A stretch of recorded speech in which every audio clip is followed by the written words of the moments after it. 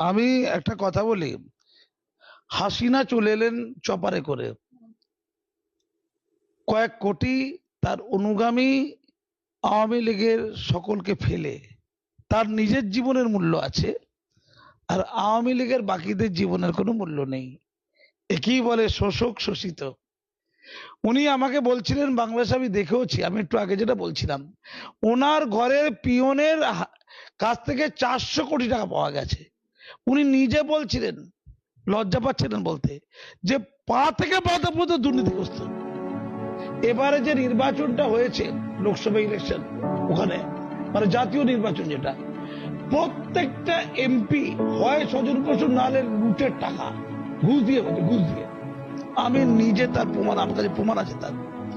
স্বৈরাচার বলতে যদি উত্তর দেন স্বৈরাচার কি, আমি আপনাকে একটা ছোট্ট উদাহরণ দিলে অবাক হয়ে যাবেন।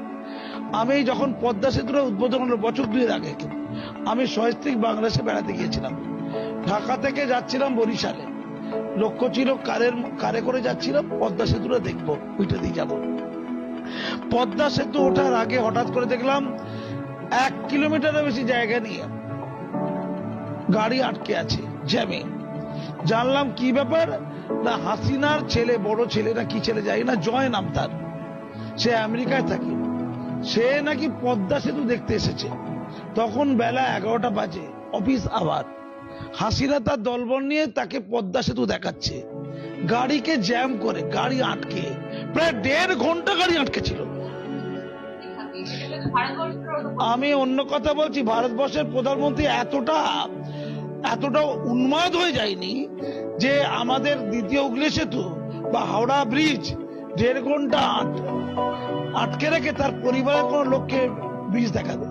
এমন হয় না। কাউকে যদি ব্রিজটা দেখাতে হয় 5-7 মিনিটের মধ্যে ছেড়ে দেওয়া উচিত। অ্যাম্বুলেন্স দাঁড়িয়ে আছে, লোক কাঁদছে। আমি ওখানকার পাবলিককে বললাম, আপনারা প্রতিবাদ করছেন না কেন? বলছে আমাদের গুলি করে মারবে, মেরে লাল করে দেবে। হ্যাঁ, গুলি। কথায় কথায় স্বৈরাচার। আমি তখন গাড়ি থেকে নেবে পুলিশ অফিসারদের বললাম যে আমি ভারত থেকে এসেছি, এই যে আটকে রেখেছে তার ছেলেকে শুধুমাত্র এন্টারটেনমেন্ট করার জন্য। মানুষের জীবনের কোনো মূল্য নেই, সময়ের কোনো মূল্য নেই। টানা প্রায় 1.5 ঘন্টারও বেশি গাড়ি আটকে আছে, শত শত গাড়ি যাবে পদ্মা সেতুতে ওঠার মুখে।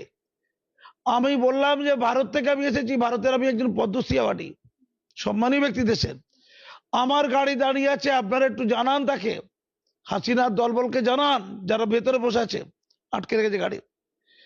তা বলে আমরা জানি যে স্যার আপনাকে একটু সময় করে একটু দাঁড়াতে বলেছে।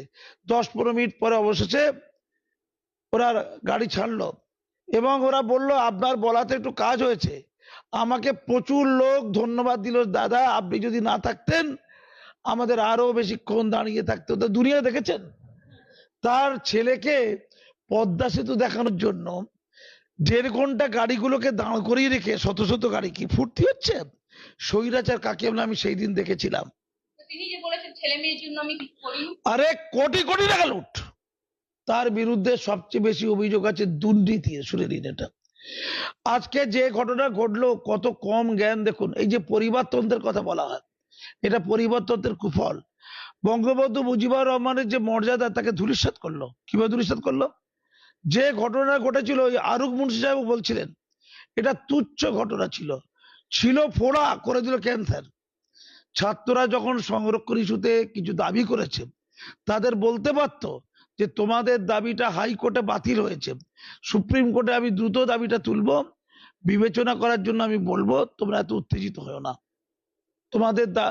তোমাদের যে সংরক্ষণের যে তুলে দেওয়ার দাবি আমি তো 2018 সালে মেনেছি, কিন্তু সংরক্ষণ ওই মুক্তিযোদ্ধা পরিবারের কিছু লোক হাইকোর্ট থেকে সংরক্ষণের দাবিকে আবার জাগরিত করেছে।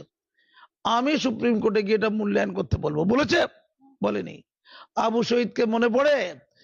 অল্প বয়সে 17-18 বছরের যুবক, তরুণ তাজা, সে শুধুমাত্র সংরক্ষণ বাতিল চেয়েছিল।